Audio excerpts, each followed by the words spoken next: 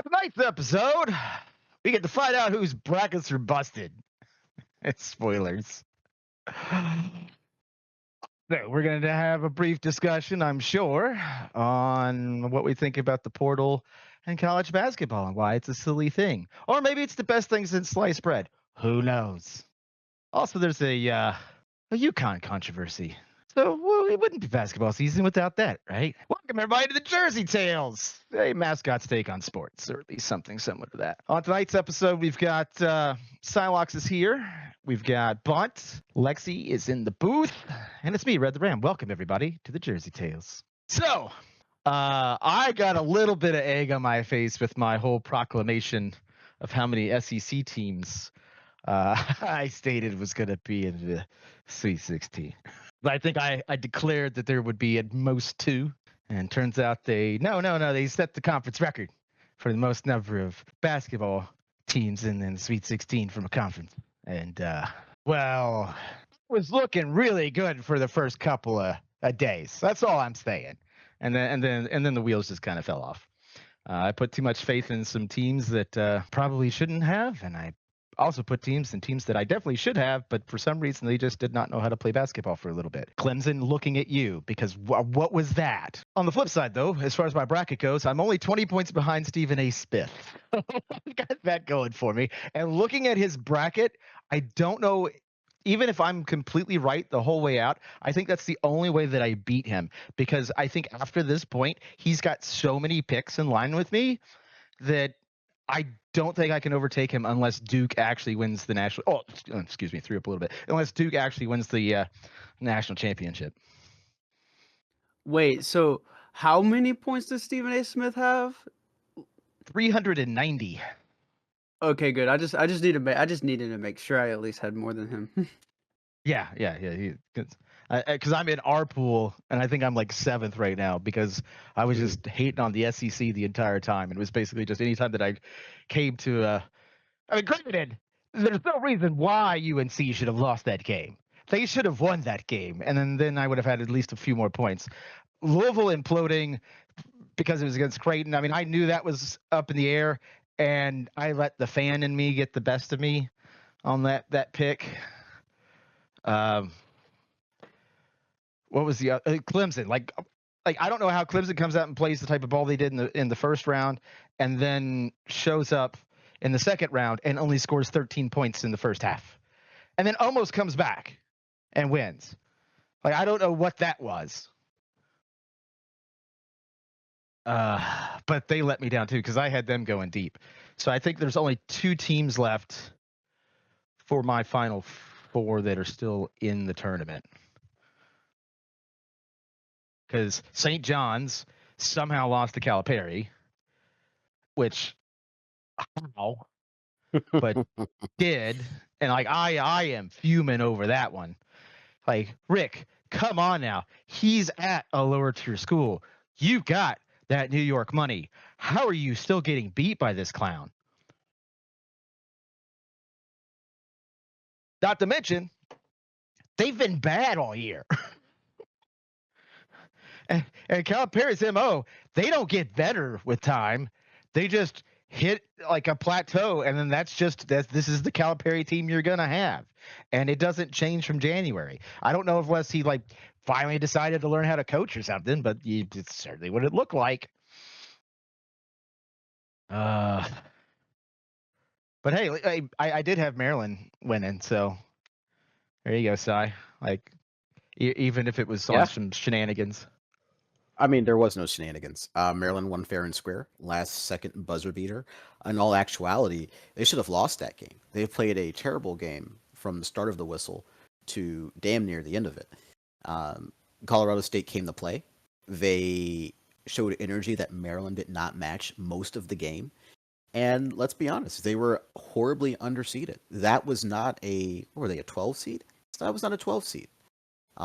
So that was a much higher seed playing a Maryland team that, for all intents and purposes, is built to go to the Final Four at minimum.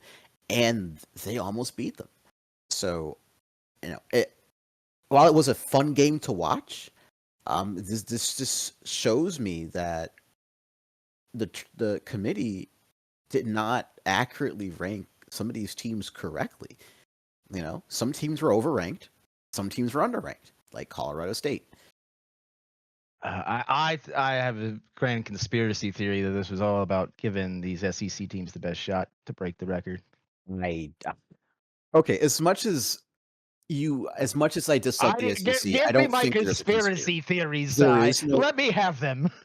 Not everything. Occam's razor. Not everything is a conspiracy. Some things are just there. It's just as simple as the committee did not do their due diligence correctly when ranking some of these teams. You know, but I will contend that the SEC has done a lot better than I think you and I, would have thought of when we initially watched Selection Sunday. They have all these teams now that are going to be in the Sweet 16. It's honestly disgusting. It's gross. But it is. But maybe the SEC is actually good this year, and maybe it wasn't just. Oh, come on! Kentucky's seeding is why Kentucky's still in it. Though I did have Illinois beating them just because my hatred for them runs so deep. And I did get UCLA going and playing Tennessee, but I would have thought for sure that would have been a much closer game. I mean, granted, same thing. Like I said, with St. John's, like that doesn't make any sense. I thought for sure that Drake would go a little bit further. I did have Colorado State losing to Maryland. Yeah, because they looked really good. Plus, it's against Memphis, and you never put much faith in Memphis. On good old Memphis State, you don't. I still don't understand how North Carolina lost to Ole Miss. Like that does not make any sense to me. How doesn't make any sense? In my basketball brain, they should have easily cakewalked over them, and it should not have been a problem. I mean, the argument can be made that, again, this is another team. When we said the committee did not properly rank teams, North Carolina was an example where they were not properly ranked. Either they should not have been in the tournament, and there's a case that they shouldn't have, or if we were to rank them properly, they wouldn't be at 11. They shouldn't have gotten a first four. They should have been less than 11. They should have been like 13, 14. It wasn't a good North Carolina team. It really wasn't. And I think, to be fair, you can't really say that when they win their play-in game against an 11 team, and they win it comfortably.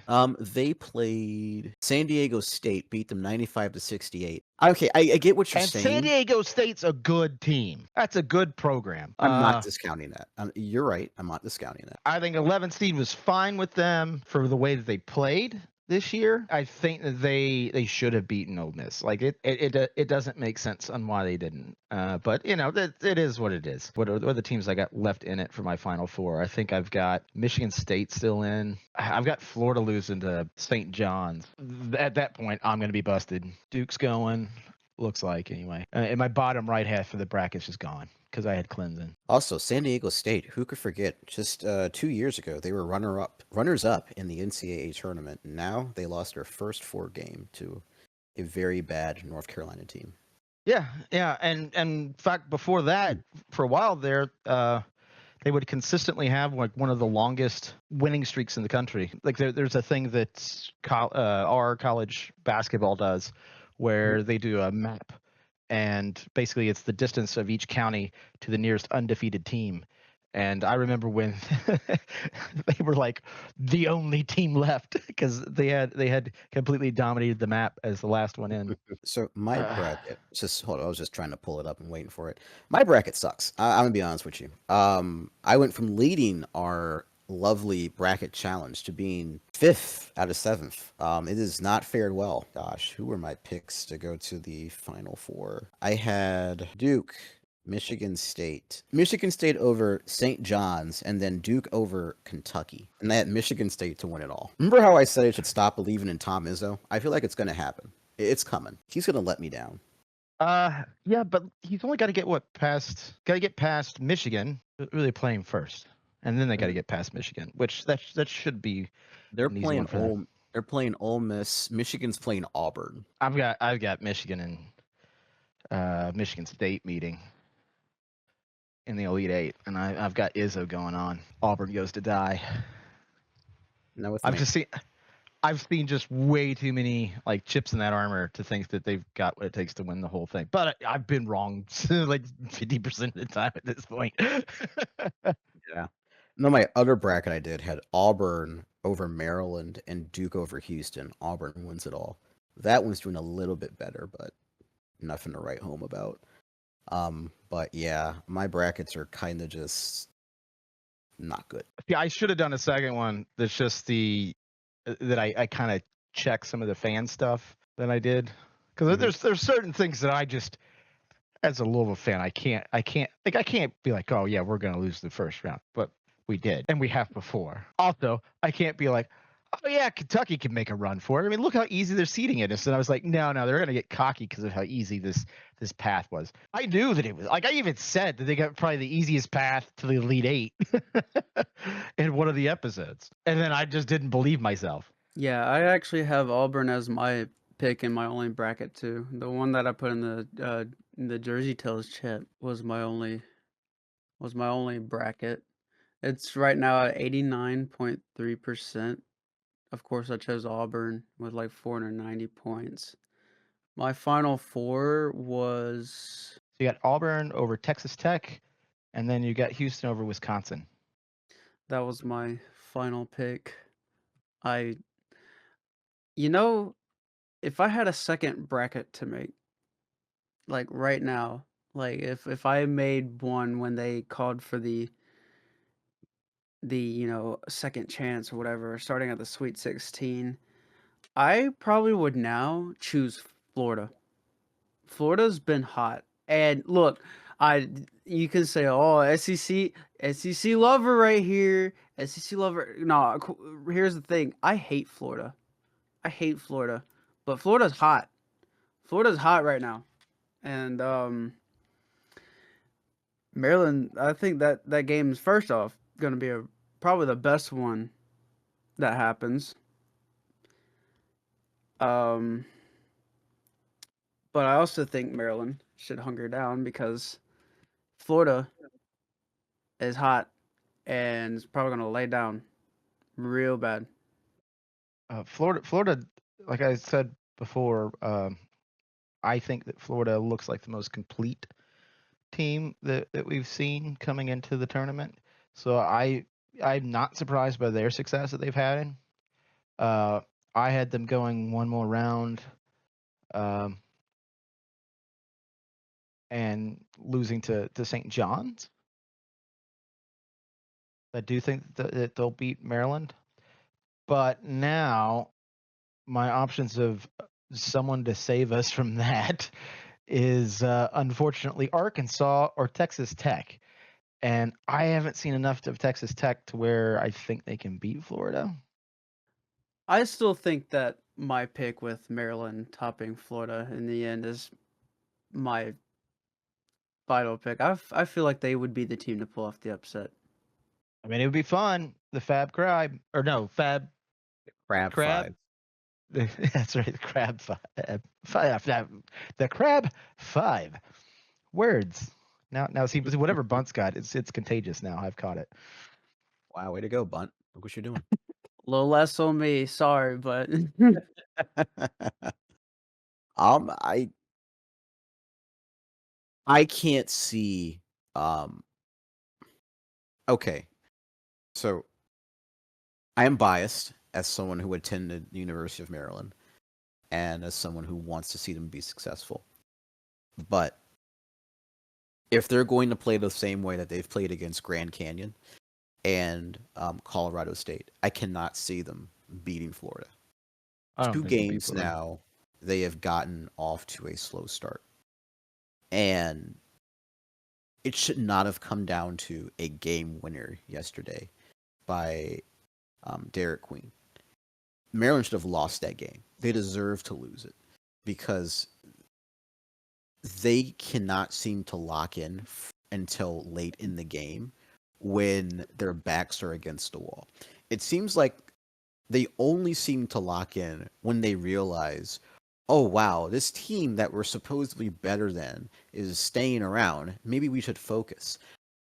championship teams don't play with their food. They get the job done and they go home. So if they're going to keep playing like this, and that carries over to Florida whenever they play this week, they're not going to win. That might be the best team in the country. You kidding me? You're going to play the best team in the country, and you can't even put Grand Canyon away. No disrespect to the Antelopes. Like, that is very concerning to me. And Grand Canyon's a money school, though.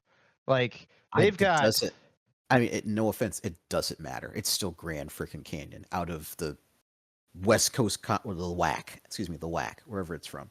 Like, it shouldn't. Again, no offense to people who go there, but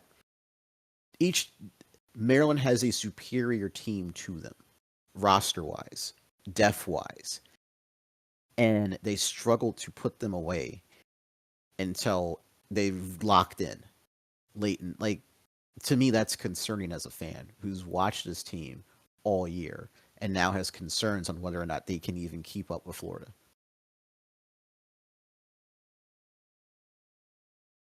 I don't think they can keep up with Florida. I think it'll be a good game once they get engaged, but I think Florida's going to put too many points on the board early. I wouldn't count it completely out, though. I mean, take it. My first round exit team. I know this was regular season, but they ended up beating Florida. Mm-hmm. And that was actually towards the end of the season when we beat Florida. So Florida is still a beatable team by anybody that's remaining in these brackets. So and I know this happened regular season. Now it's the postseason, but Florida that was towards the end of the season. Florida still shows signs of being a beatable team, and it can happen.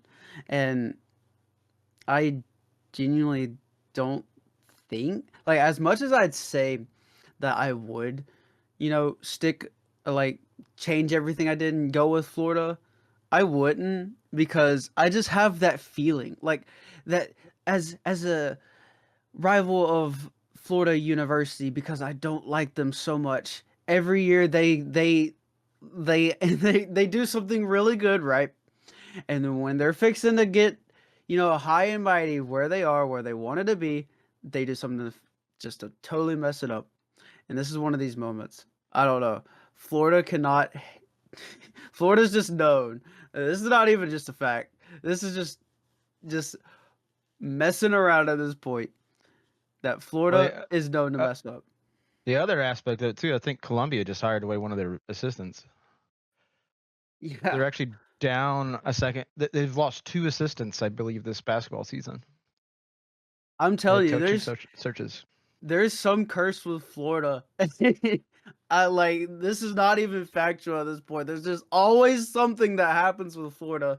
So you're getting emotional on the side of things. I'm looking at it from a factual standpoint of their. Now I don't know. You can look at it from both ways, because it's Florida's history just to mess up in postseason play. That's just. Yeah, but see, you also get the extra 5 extra points that being the SEC gets you on my conspiracy scale. So. I mean, look at where your SEC hate put you at with your bracket, E. That's because they cheated, right? Isn't that how that works? Oh, jeez. Anyway, basically my point is that I don't think that facing Florida is a lost hope. You literally had Georgia stand up to them and beat them. I know it was at home, but still. Well, see, the thing is there's the Auburn game. So you look at Auburn versus UConn, or not UConn. I'm sorry. Oh crap, who was it that UConn was playing? It was Florida. Yeah, Florida versus UConn, and that ended questionably. That ended very questionably. Now we'll talk more about what transpired after the fact later on, because that was there. And if you have no idea what I'm talking about, then you haven't been paying attention to sports. Ooh, I have a take on that individual. Well, yes, that's why we have a whole section that's dedicated at the bottom, along with the scandal, because it's gotten crazier. However, UConn was robbed because Somebody wanted Oh. Florida to keep going. Okay, come on now. I'm just saying. I'm just saying. Look. It was pretty suspicious. Pretty suspicious. It's gonna be interesting. Plus, you've got all these teams now that there are teams that are in right now that are now also facing some adversity because you've got both the portal and teams kind of hitting up their assistant coaches, in some cases their coaches, for shall we say jobs at other locations, and that is also going to come into some of this play about how things work out. And I know we're going to talk about the portal in a little bit. It's just on the cusp of it, but there's also a bit of that's now starting to like creep into like now I'm looking at the field going like, so how critical was this one assistant coach to Florida? Two, is he going to be allowed to keep coaching at Florida until the tournament's over, which I think he is, but I'm not sure. Three, the third question is going to be is now that he's got the head gig, do the players look at him different like he's bailing on them?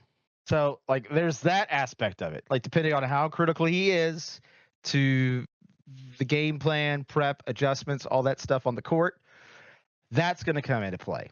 Then of course you've got situations like what's going on in Michigan right now where Scottie Pippen's kid or grandkid? The kid? I think it's kid. See, if our resident Michigan fan would have been on, he would be able to tell me. Yes, you would have. But a Pippen is on that team, a guard, and he's already decided to hit the transfer portal. Now I know that he's lost his starting position on there, and he's lost his minutes because the other guy's just simply better. Yes, Justin Pippen is entering the transfer portal, looking elsewhere to leave Michigan. Right, and so what's his relationship to Scottie? Is he son or grandson? That's his son, his youngest son. Oh, like Scotty's up there. Like he could have grandkids. Yeah, his son is 20 years old. Scotty is, geez, yeah, he is up there. He's How old is If- Scottie Pippen? 59 years old. Wow. 60. So yeah, he could have Yes. had grandkids. Like I'm not crazy on that. Well, I think one of his children is actually dating or dated Michael Jordan's. It's something with that. Because I know it's a bunch of drama with that. But yeah, I think it's. Oh, Fun do you fact. think when they go out to eat, like when it's like going out to McDonald's and Scotty, and it's Michael Jordan, and then it's the daughter and the son. You know, hey, Scotty, I need you to pass me my fries. Like behind the back, no look. Still got it, Scotty. You know, I may have been wrong. I just know there's other drama there between him and Michael with their because I know those two don't like each other. It's something. Their relationship is weird.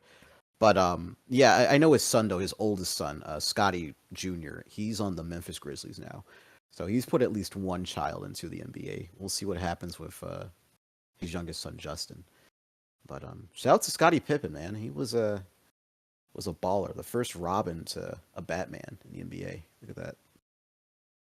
So, that is that interesting question, right? It's like why is it all these superstars they go off and they have kids and then their kids are never as good as they are at basketball?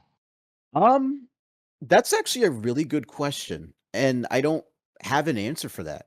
Michael Jordan's two kids, whose names escape me, I do know they attempted to play basketball, but Uh-huh. none of them were ever good at it. So they never really, they didn't really proceed with it. I think Obviously, one you of have- them went to UNC, right? I believe so. Yes. And then like LeBron's kid, I mean, like he's good enough to. Is he good enough to play in the NBA? Is he playing in the NBA because his dad plays in the NBA? Yeah.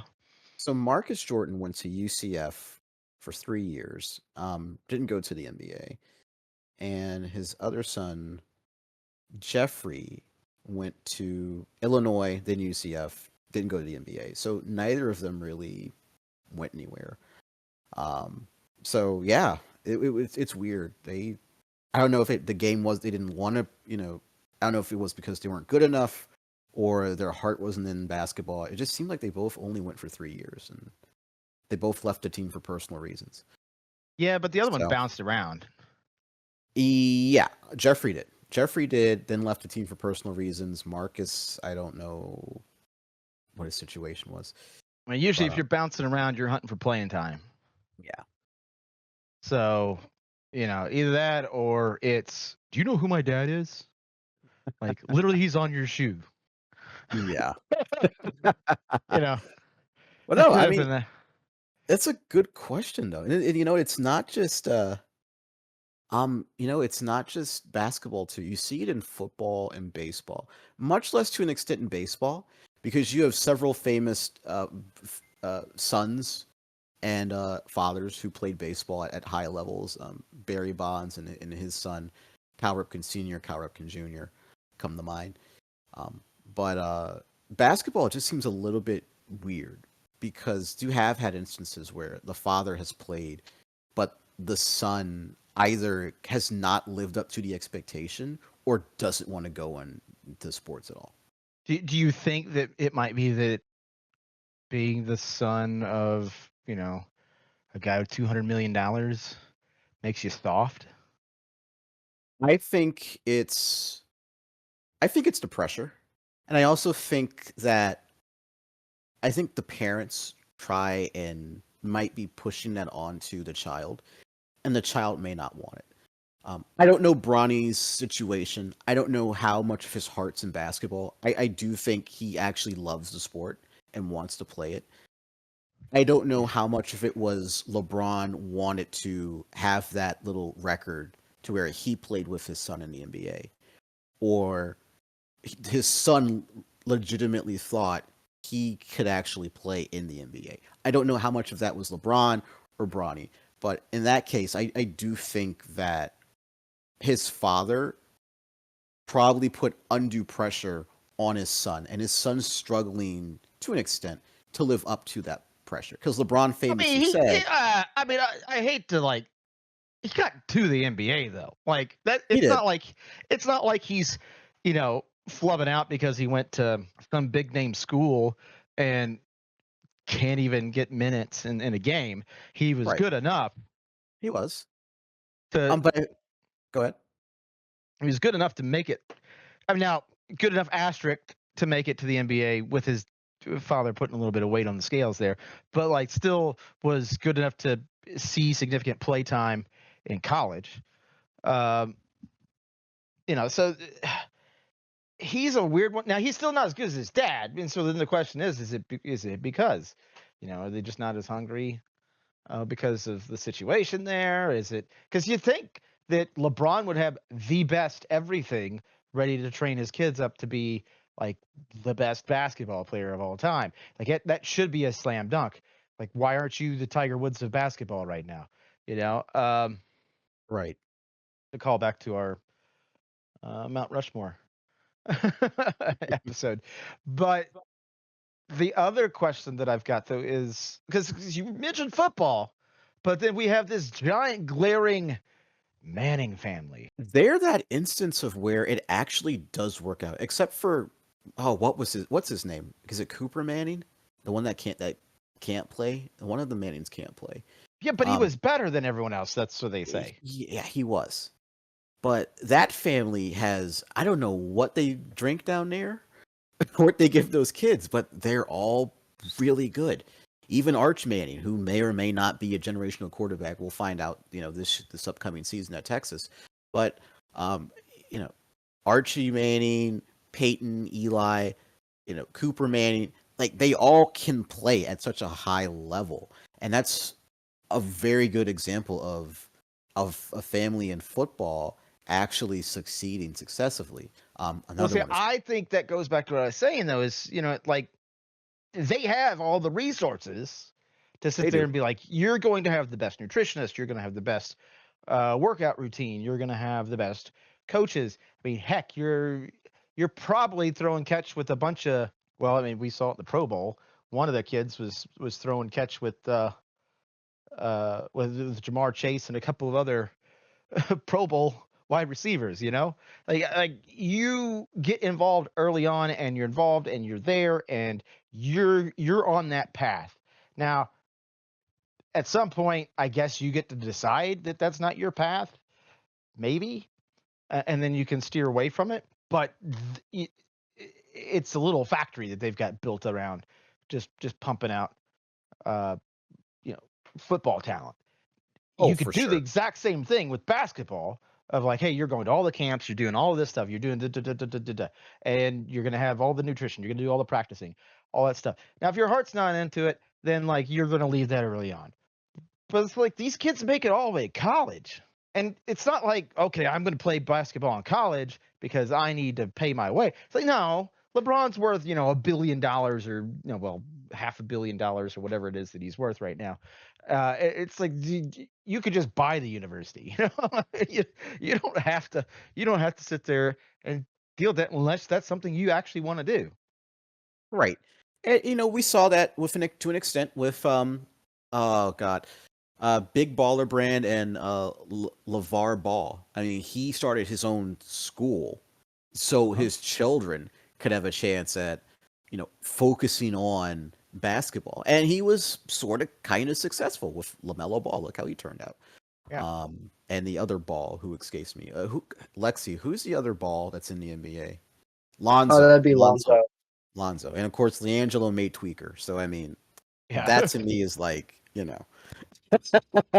All those kids are worth millions.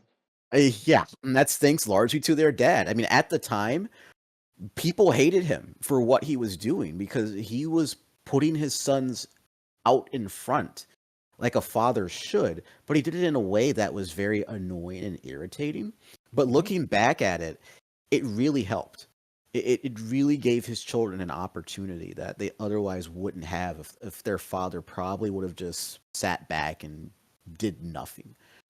So they were lucky in that respects. Obviously, LeBron with Bronny and Bryce, his two sons. He's been able to give both of them the resources to succeed at the next level. I just in the case of Michael and his two sons, I don't know. Part of me thinks that their hearts weren't interested, and they were only doing it to please their father. When I look at everything, it just seems like perhaps they really weren't interested. I mean, but the thing is, like, if Michael Jordan's your dad, like, there's nothing you could do that would please him, No. right? Unless you were playing at the level that he was playing at. And so I don't think they were doing it just to please his father. Now, I think that they might have thought it was fun, and hey, because last name was Jordan, and they had the genetics to beat up on all these high school kids. But the thing is that once you get outside of that circle of whatever your division is, and it's just like every time you move up, how many times have we seen someone that was like, man, he was so good in college. What the heck happened in the pro side of things? Like, why did that fall apart? Or, some superstar recruit in high school just doesn't materialize to anything in college. Like, it happens. Sometimes you don't want to be number one in high school. You want to be like number Really 4. don't. Yeah, because So there's that- so so much you're pressure. So you're chasing something. So you got something else above you that's keeping you hungry, and you're not sitting on your loyals, just because, oh, I'm number one. Okay, so you're gonna stop practicing now because you're number one. Yeah, of course, because I'm number one. Like, who's gonna beat me? Well, there's a number 2 and there's a number 3 that really wants your spot. Oh, they'll never catch me. Then you go into college, and guess what? They caught you. What I like what Tom Brady did, because arguably he was at the top. He kept newspaper clippings and scouting reports for when he was drafted. And they all pretty much said, this guy can't play. He'll never amount to nothing. He's out of shape, some just doughy white kid from Michigan. And he used that as a means to stay hungry. And I think when you're at the top, you find things to keep you motivated. Yeah. Because if you don't, you're going to slip. Yep. And before you know it, you're not going to be at the top anymore. So the best athletes find something to keep them motivated. And it can be press clippings, it can be something, your parents told you when you were younger, but the best athletes, when they're at the top, in order to maintain being at the top, they find some way to stay motivated. All right, I guess we're going to go ahead and move on down to topic number 2, which is the transfer portal for college basketball. We've already complained enough about the transfer portal for football. And like the only thing about the transfer portal for football that I can say like in its defense of when that opens up is because you wanted to transfer before the start of the next semester. Yeah. That's the only part that saves it. Now, transitioning to basketball, though, it's in the middle of the freaking semester. So, what is stopping them from just pushing this back 4 weeks or 3 weeks, even? Nothing Like, is. should it be before the tournament or should it be after the tournament? You know, like, I mean, I would assume that it should be after the tournament. But then also, you're going to have situations where there could be some meddling in there. Like, what happens if I don't know? I'm going to use a team I hate. Kentucky goes up against a team that I like because they're young and scrappy. VCU. It's like this in the national title. So the only issue with it before that part of it is that Kentucky could have all of their agents going in and be like, "Hey, superstar player on VCU's team, we're going to give you $4 million as long as you guys lose to us, and then you can come to the transfer portal and join us." I could see something shady like that going on if it's postponed. But other than that, I mean, it's a bad time. In the middle of the tournament, I think is worse than either before the tournament or after the tournament. That's all You I'm know- going to get. Oh, I was I getting ready mean, to talk. I mean, there's go on. nothing to really top on the whole part of it not being in the middle of it, except for absolutely because I mean, it just makes total sense to not do it in between where everything's happening and all that. It just creates a whole lot more problems. Yeah. I mean, we got people that are actively leaving teams right now that are still in the big dance. And that's supposed to be the goal, I mean, I get it that it happened in football too, but like at least football has the excuse of, we want to be there for spring semester. Well, even if you're shooting for summer semester, you got a few weeks Yep. after the tournament. I know you've got an opinion. So I've said it before, and I'll say it again.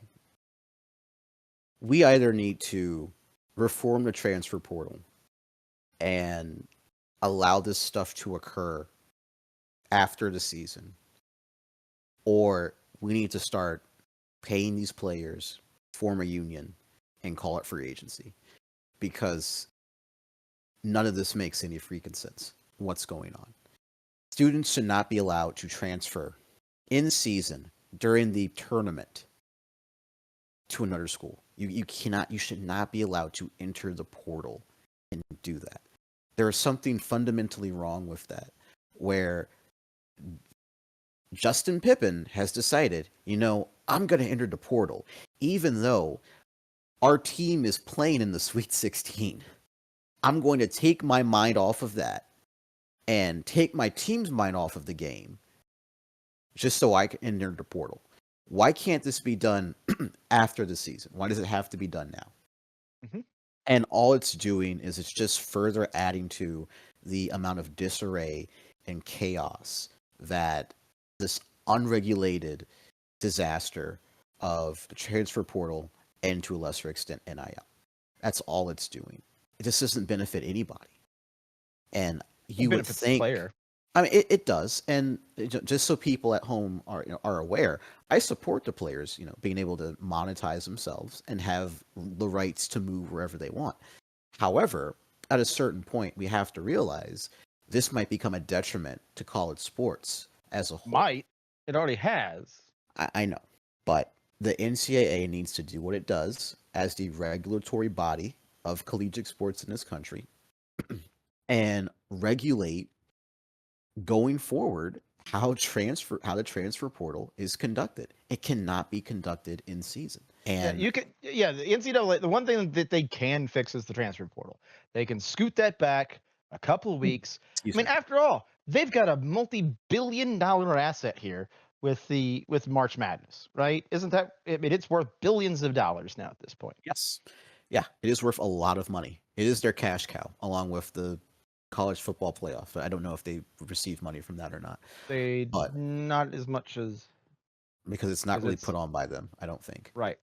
So they're not really receiving anything. So March Madness is their cash cow, and they need this to work correctly. But in order to protect that cash cow, they have to protect their overall investment, and that overall investment is collegiate sports. And one way to ensure that it continues to generate revenue and be popular is fixing the transfer portal because it's broken. And Charlie Baker, who is the head of the NCAA, needs to sit down in the off season and come up with some kind of solution because this is not tenable going forward. It's real easy. He needs to sit down in his office, open up a calendar, circle where the championship game is, and go 1 week over, circle that date, and say a transfer portal opens up. It might be the easiest thing he does all day. It's Honest to yeah, God. it's the easiest way to fix at least that part of it. The NIL situation, that's a whole nother thing. That is. Because I know you want to do like, okay, we need a players union. The problem is we kind of sort of had that before, but the way things were before, Mhm. and what was happening is now granted, y'all know I hate the SEC, but like this is exactly what they were doing, and their fan base is very proud of the fact this is exactly what they were doing. Was that here's everything we can legally give you. By the way, let's go to McDonald's, and here's your burger. Also, your other burgers in this other bag, and by the way, there might be keys for a charger inside of there. Like along with the rest of the money that was in the back, because that's what they were really good at. And the way that you know that was what was going on is because now that everything is out in the open and you can actually have an NIL collective, they're not competing at the same level as the teams. Which this is something I'm constantly harping on. Uh, at the teams at the top end of the echelon in terms of like Oregon, Ohio State, the schools with way more money. I mean, you could even see that with the success that Texas is having because Texas has deep pockets compared to Alabama, significantly so. And that is something you have to keep in mind. Is so the moment that you say, okay, we're going to have a cap on what we're paying these players, that just means that, oh, okay, we'll make the cap pretty low, and then our used car dealership guys are going to show up with a bag full of cash, and here's your charger key, and like wink, wink, nudge, nudge. You paid for with this with your NIL money, and they'll be back into business as usual. Which that's the thing that I actually want the SEC to suffer as much as possible with the NIL situation, so Right. they'll be the ones that will be most invested in making sure that this stuff doesn't happen again. We have to find a way to make sure your top talent gets paid, because I'm all about those kids getting paid. We need to have some sort of parity, even if it's a tiered system at the top echelon of college sports. Yeah. And then number 3 is that we have got to find a way to actually make sure that people don't freaking cheat. Maybe it's that what we do is we take Price Waterhouse Cooper and we just put them in charge of all the NIL, and basically all of the student athletes have to have them do their taxes, and if if there's money that they're not claiming, turn them over to the IRS. Like, there you go. this kid's cheating on his taxes, and then that doesn't matter the fact that they were also cheating on the NCAA side of things. I mean, that's a pretty decent solution, right? I mean, It is. I think what I'm looking for is a uniform playing field across the board. The idea of a tiered system does not sit well with me in college sports. I I think got it's just bad news for you. Division 1, Division 2, Division 3 is a tiered system. Well, no, I meant strictly speaking, Division 1. You know how we have with the P5 and then I guess the P4 now and the group of whatever it is. I'm strictly talking about that. I feel like a tiered system just further exacerbates that. If we're strictly just talking about, the P4 and all that. But I want uniformity across the leagues. I want parity. I think we should scrap NIL. And I think we need to pay the players a standard rate across the board. And as I mentioned in the chat, that complicates things with Title IX, as well as if we're doing that, we also have to pay people in non-revenue generating sports like track and field, the Olympic sports, things like that. Which, okay, I think it can be done. The NCAA brings in billions of dollars, and if they have to share that revenue in conjunction with the schools, then so be it. But I believe if we want to seriously start leveling the playing field, that's how you do it. Part of what makes it so attractive, not the whole reason, but part of it is certain schools are able to fund larger NIL programs than others. So a kid might be more enticed to go to Alabama if, say, they're over in Bowling Green. If we're paying each player the same, outside of potentially playing time and maybe an easier path to whatever major league they're going to, which isn't a guarantee, obviously, what would entice that kid to transfer? That's how I'm looking at it. And maybe I'm missing certain specifics, but I feel like we can at least level the playing field a bit if we just pay every athlete across the board the same amount. Here's the problem: is that is the system we had before, and the kids were getting screwed. Because Okay. what's going to happen is you're going to have teams. I mean, I'm going to use Louisville again. Just, you guys are probably sick of me talking about this, but for a long time, Louisville was the most profitable basketball program in the country. Its basketball program brought in enough revenue to be on the top 25 most profitable sports teams, and the others were all college sports teams, and the other 24 of them were football teams. Okay, so I mean, it had a year at one point where it brought in $52 million. I think is what it was, 52 or $57 million in revenue. Now, yeah, they're paying the coach a bit of money. I think at the time we were paying Pitino somewhere between $5 and $7 million. But our profit from that was enough to run the number 2 school. Okay, because so there we had to cover the number 2 school in that rankings revenue. Okay, our profit was that big compared to the number 2 school that was publicly available. I think Duke wasn't listed because their numbers technically aren't available because they're a private school, which also I think that's wrong, and that their numbers should be forced to be made available. Right, I agree. But that's a huge amount of money. It was like something like almost $40 million that the school is bringing in off of the basketball program. And you're telling me that, well, we should definitely be paying our players the same as Little Sisters of the Poor Division I. So the school is now going to be enriching themselves significantly more, again, off the backs of these players without them seeing that differential. So, I mean, and that's what Alabama is doing. Alabama's raking in all this cash with all of its media deals and everything else that was going into play to become the most profitable one. Now, that wasn't donations. That wasn't coming from outside money. That was just the money that was able to be pumped out of the system itself. And then you got to go and you got to look at like a school like Marshall, great football history, but there's not a lot of revenue coming in on that side of the coin compared to, the University of Alabama. And that's where my problem with this, everyone needs to be flat, because if you make it flat, either A, you're bankrupting Marshall, who is a historical program that cannot afford to pay at that level for, a full-on football team. Or B, on the flip side, they're going to Louisville, and Louisville's making a lot of money off of those kids. So the NCAA generated $1.3 billion in revenue in fiscal year 2022 to 2023. Most of that was distributed back to Division I member schools. Yes. So what you're telling me is that school, the NCAA is already generating probably 1.5 billion now. If we're being nice and saying that the increase is so not that much. you're focusing on the NCAA. So the NCAA is distribute that money down. So like if you go to here's how this works. If you go to the big dance, like as a school. So like Louisville shows up to the big dance. Boom, Yeah. we're getting a check. We win that game. Boom, we're getting a check.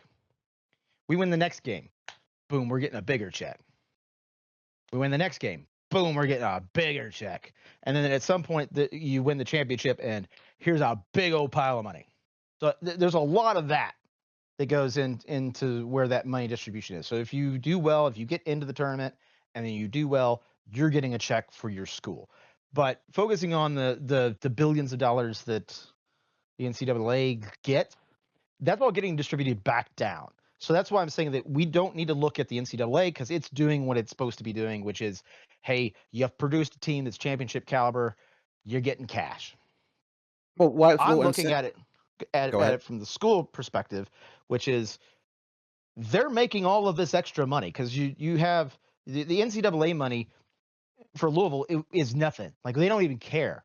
It's mostly the prestige of making it as far as they are. Because for them, yeah, okay, the $5 million or whatever it is, the purse size for winning the national title, it may be 10 now.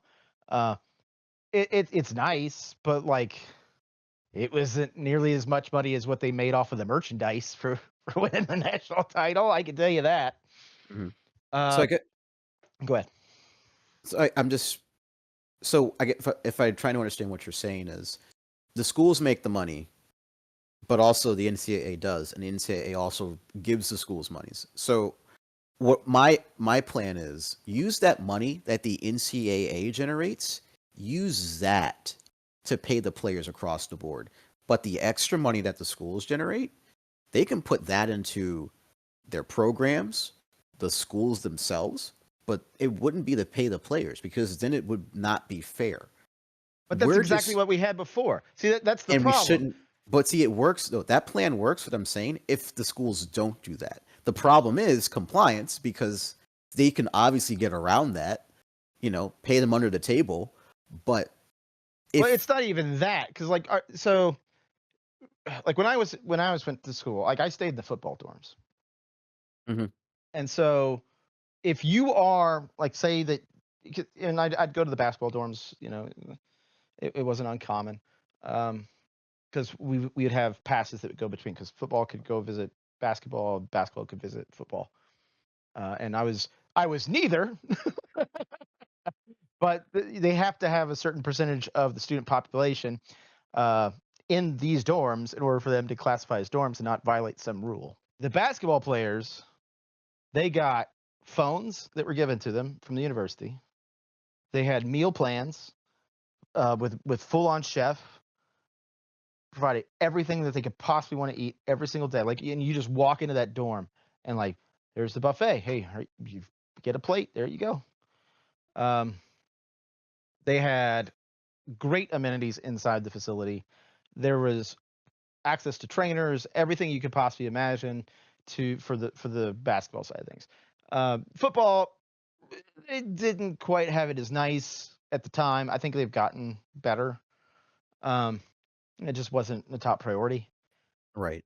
But still, I was in the football dorms and it was freaking nice. Like my room in there, like I had my own room, and then I had a shared kitchen and living room, and then someone else was in another room, and I had my own bathroom.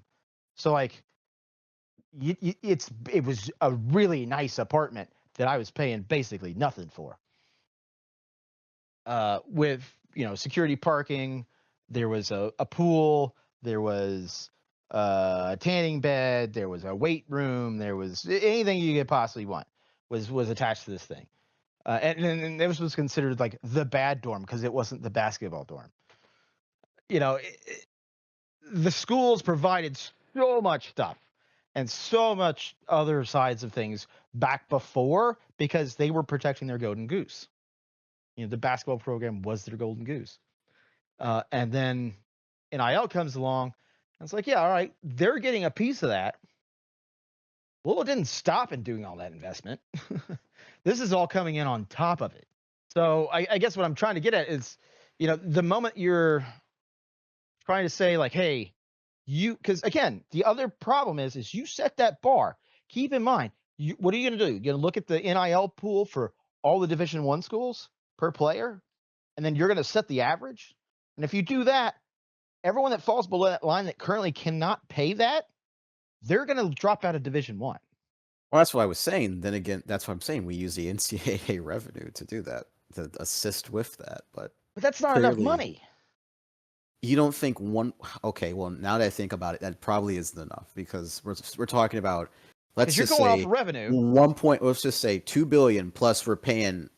However many schools are in D1, 350 something, plus all the sports that they have. That's probably not enough money to do anything. Yeah, you're right. That's not enough money. No, $2 billion. $2 billion. Like you take $2 billion, and then say you want to do all the teams that have a Division One football. So program. 118, 120? Yeah. So let's say 120. 2 billion times 70 or whatever number you want to make on that, because I think 70 is the travel size team, right? Yeah. 1.16 billion. My God. Yeah, that's not enough. Yeah.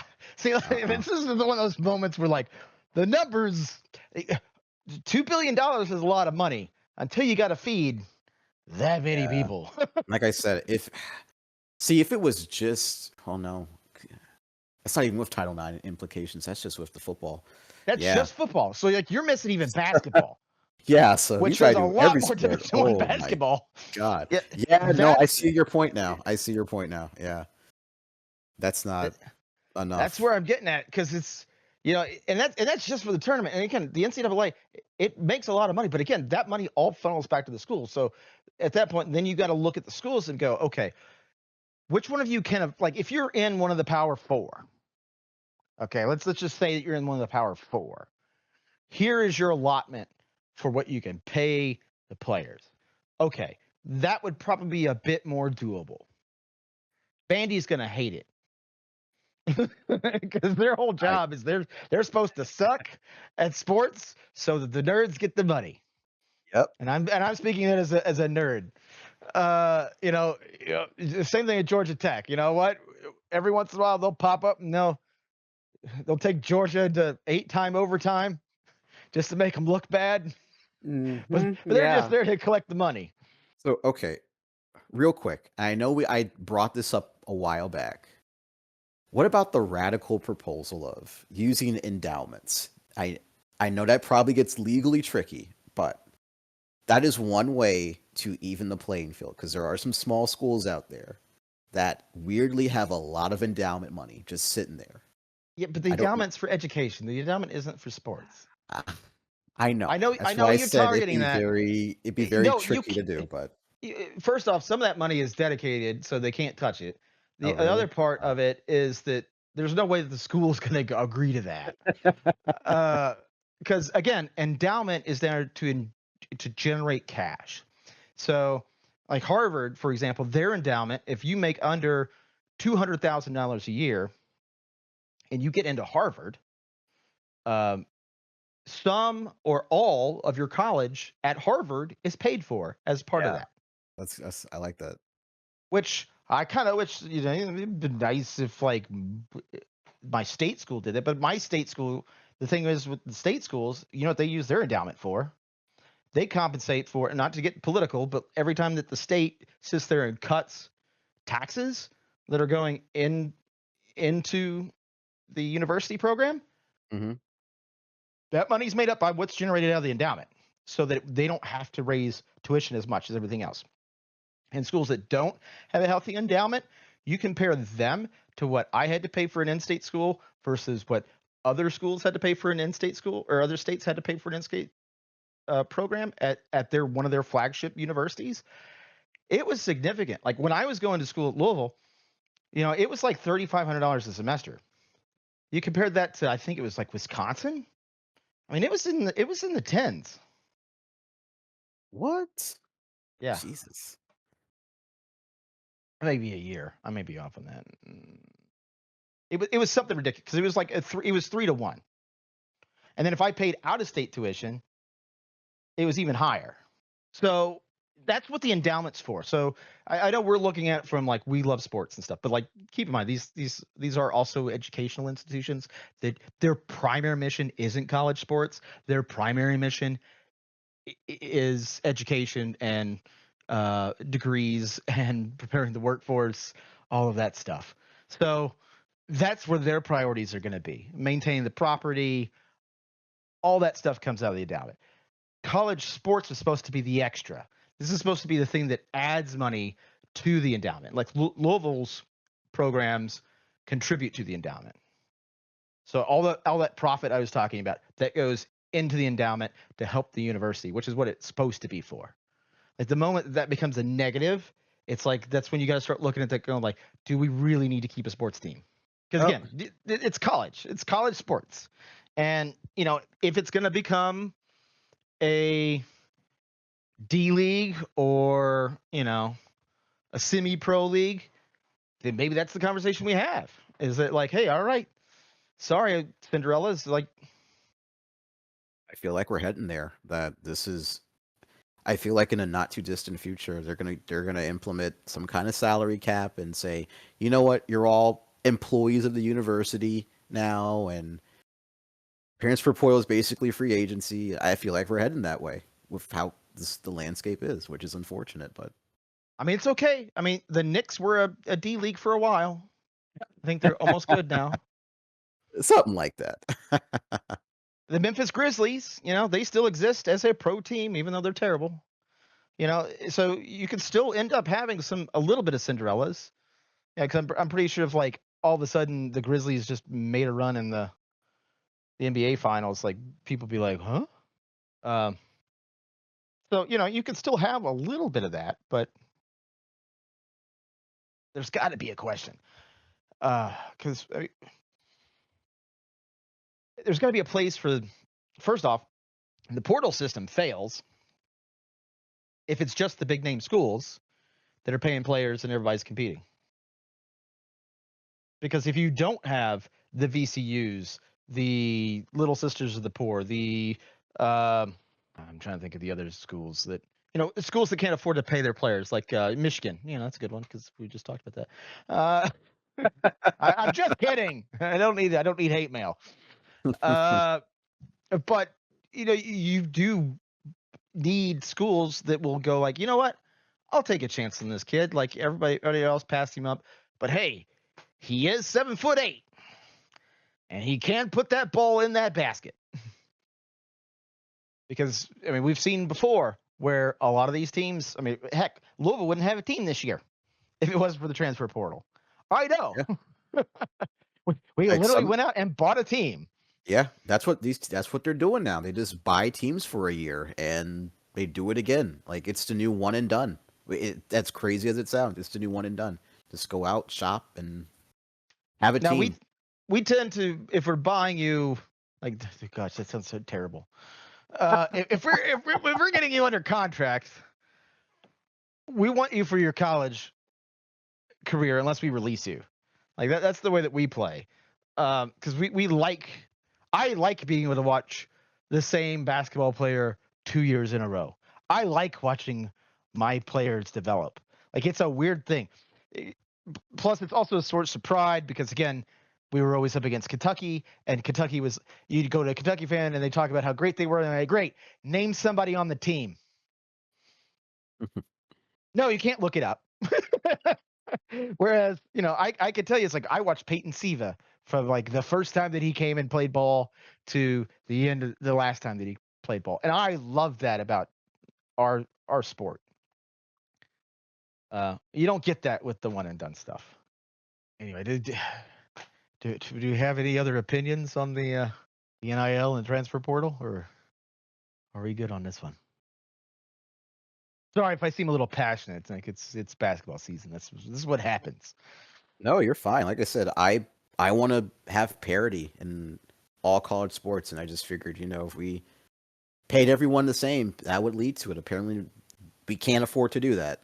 At least the NCAA can't. So, I guess the way that you initially framed it as is probably the fairest way to do it. Honestly, It just sucks to see where the sport is headed. Now, what would be nice, maybe if you're transferring to a bigger school, maybe that smaller school gets a little bit of that NIL money as part of it. You know, That would be that nice. that might fix some of that because then it's a feeder program and they're getting kickbacks. That might actually solve some of that problem. You know, Yeah. because it's like when when, for example, when Marshall goes down and plays Alabama. You know, they're not going to play Alabama 3 seasons in a row at Alabama because they think they got a shot at the national title. They're going down there because Alabama's writing them a big old check.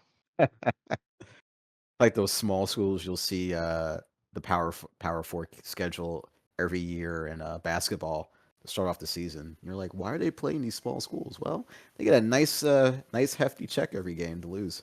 You know. See, that was Pitino's superpower. Is every time that question would come up at Louisville, he'd be like, "Yeah, they're getting paid. Yeah, we struggled against them. They'll be in the tournament." And you could write that down, and you would check. And every single team that he would say would, yeah, they're a small school. Yeah, they gave us problems. They'll be in a tournament. That's a tournament team. Like, yeah, it's a nobody school right now, but come March, they're going to be in the tournament. And it was like clockwork. Like every time that he would call. Now, every once in a while, he'd have a bad game against like Evansville or something. Still would win, and then he would go on his little "I'm going to chew out the team." You know, they're all terrible. This is the worst team I've ever coached, which I think he said this year, He did. and use it as motivation. But so for Pitino, he was really good about scheduling those tournament quality teams. Now, the Kenny Payne era, well, we just won't talk about that. It doesn't exist like that 2013 national championship. It never It happened. totally exists. It doesn't definitely exist. exists. I don't remember it. I've been told by the NCAA that it does not exist and it never happened. No. Because think about how mad Michigan fans are that you remember it. Remember what? Don't remember what you're talking about. Yeah, that never happened. All right. So, last but not least, our final topic. This The guy. UConn scandal. So when I say the UConn scandal, I want to know what you think I'm talking about. Does it involve our co-host UConn getting into a scandal? No. Like UConn, the University of UConn. Oh, It's a basketball scandal with the University of UConn. Who did Dan Hurley piss off now? That's what I want to know. Pardon my French. I think he said some stuff that made people angry. That's what I feel like what happened. Yeah, so there was that, which was after the Florida game. He comes and he storms into the tunnel, and he uses some choice words, and basically tells Baylor that to make sure that the refs don't expletive them over like they did him. Which that's what I was alluding to earlier about how they kind of got screwed on that game. However, that's not the controversy. Oh. It's related, but that's not the controversy. The fact that the video exists of that rant is the controversy. Oh my god. Because go ahead. No. Please continue. He is so unlikable. I'm sorry. I'm looking at the video now, with the volume off, and I can see what he's saying. I can read his lips. He is so unlikable. There is no way we can put him in the same league as Coach K, Dean Smith, those coaches. I know he's won 2 so far, but he's so unlikable. He's arrogant. He's smarmy. And he's kind of a prick. He's a sore loser. Even when he wins, he's annoying. What if I told you him being a sore loser isn't the controversy? What is the controversy? So the university threatened to sue and started attacking the person who recorded the video and released it. What? That is the controversy.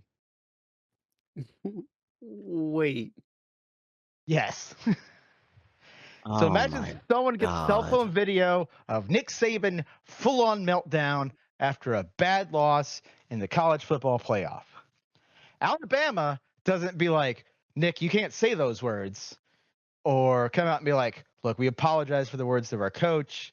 It was a very heated moment. No, instead they were like, get me the lawyers.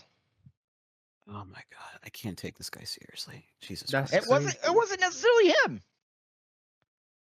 I can't And take like that school seriously now. I mean, it was full on threats. Like it was pretty nasty. Like that's the part that exploded this I think it was today.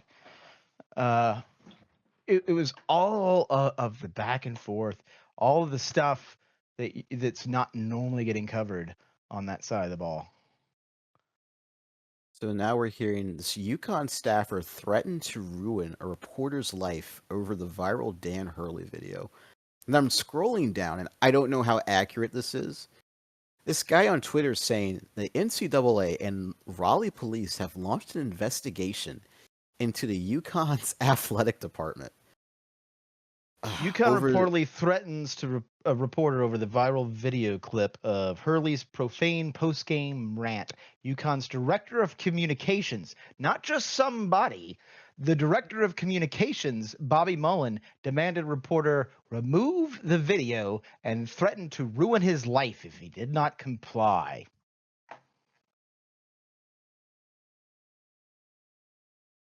holy crap, they are just so unlikable. That's so. The person that's literally wanted is the one that just made the video. Not even. You kidding, right? Yeah, yeah, no, it's exactly it. I mean, it does boil the question of if you're the director of communication, how do you not understand that once a video is out on the internet, it is out on the internet? Yeah, no, there's no taking that back. It's there. I mean, I'm looking more into this threat. I can't see anything about the City of Raleigh Police Department looking into it, so I think that's just some wacko on Twitter making stuff up. But yeah, this is an awful look for UConn. Yeah, It because really again, is. it wasn't. I mean, yes, the coach. That's a bad look on the coach. But like, I understand where the coach was coming from. I've seen coaches curse before. Everybody's seen coaches curse before. Like that's not the shocking part. Like the shocking part is the fact that, oh, you filmed our coach cursing. Like you better not release that, or else we're gonna get you. Yeah, perfect comment over here was like, yeah, and this is from Spanksta, a Spartan fan. Head up here. Uh, all this over a video that doesn't really damage the image of your coach, since everyone already knows he's a two-time national championship winner and a whiny a-hole. like, like it doesn't do anything to hurt you. Everyone already knows all this information. Literally not. Yeah.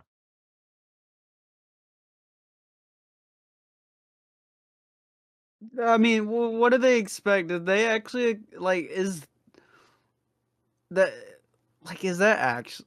I mean, I could see how it could be punishable, but like, What? No, releasing the video? no, actually no. I take that back. I don't see how this could legally be like pursued. It can't. Like, But this is what the crazy. university could do is be like, okay, we're gonna strip your university credentials, so you can't come to any of our press conferences, right? That could be potentially one of them if they're associated with the university. That would be pretty much the only thing. Maybe bar you from.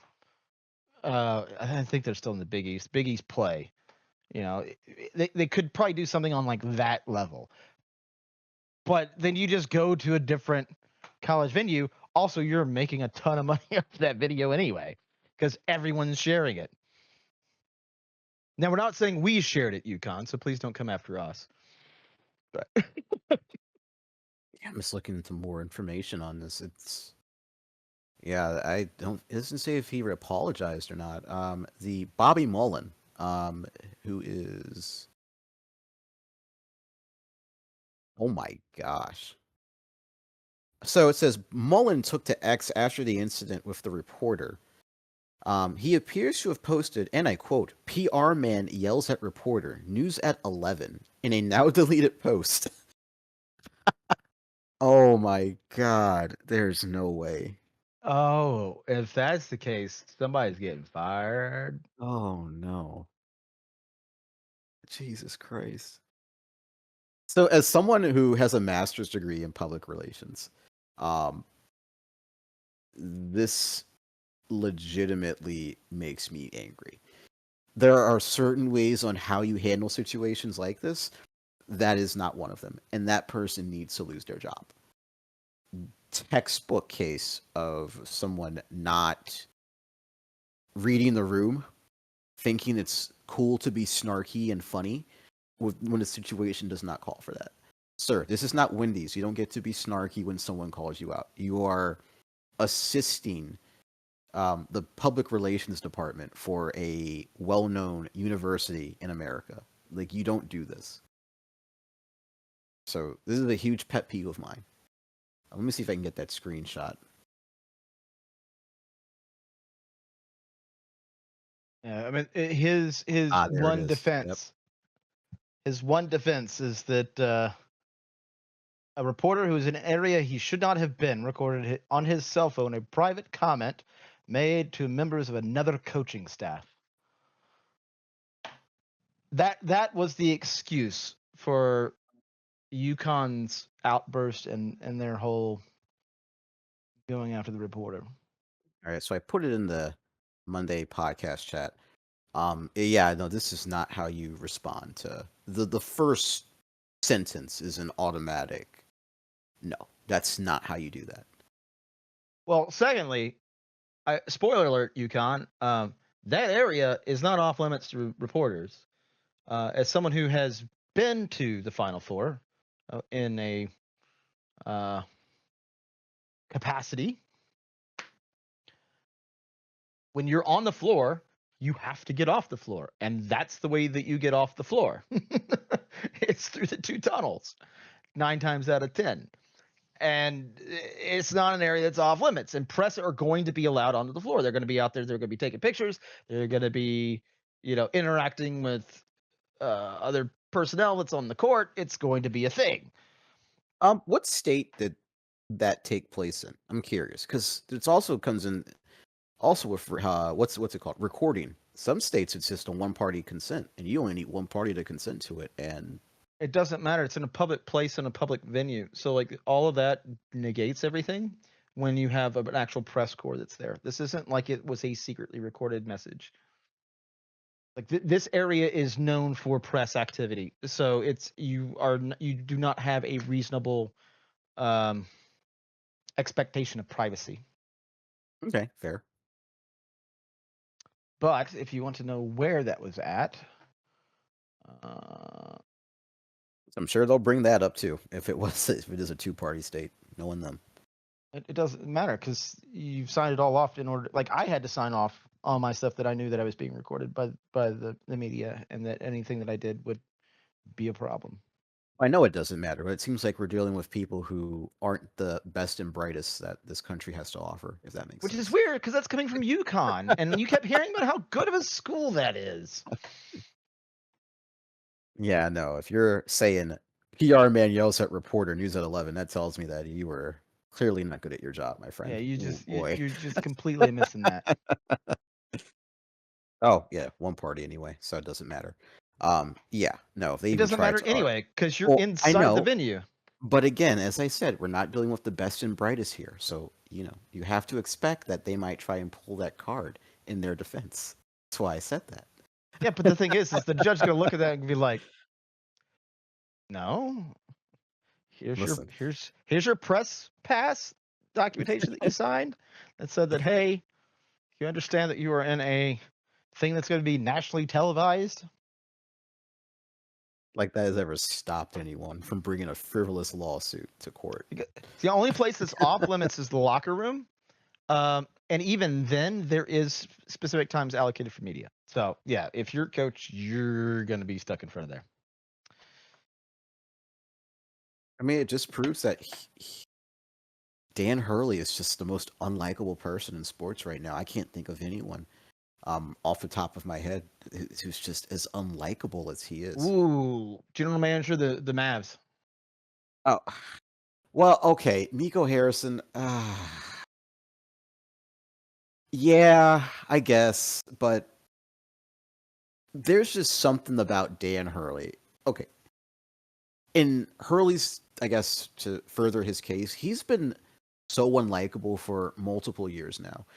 And this whole incident just it's just icing on the cake about why people don't like him and why they actively root against UConn.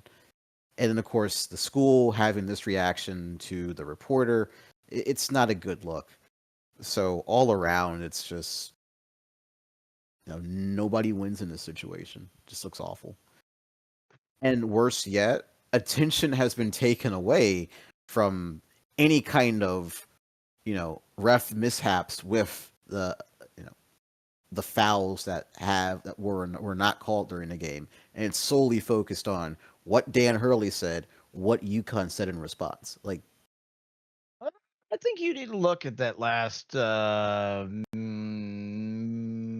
seconds of basketball that were played at that game to understand why he was upset. Because, I mean, he's got a valid reason for being upset. Now, the way he handled it wasn't right, but I'm sure he does, but the attention now is not so much on that; it's so much on how he reacted. That's what I'm saying. The whole problem now is it's even shifted away from him, and it's now how the university. Because keep in mind, it's the university's director of communication. It's not Dan Hurley's. So Yeah, so great job, UConn. yeah. So UConn might not have been a winner, but you know how you could be a winner? No. By hitting like and giving us a comment and subscribing to us if you're listening to us on YouTube, or give us a follow on Spotify. And ring that bell for notifications. Look at that. Just ring Which it. doesn't work, but that's fine. Like, we will just show them it doesn't work. Just click it anyway. See y'all next week. Bye.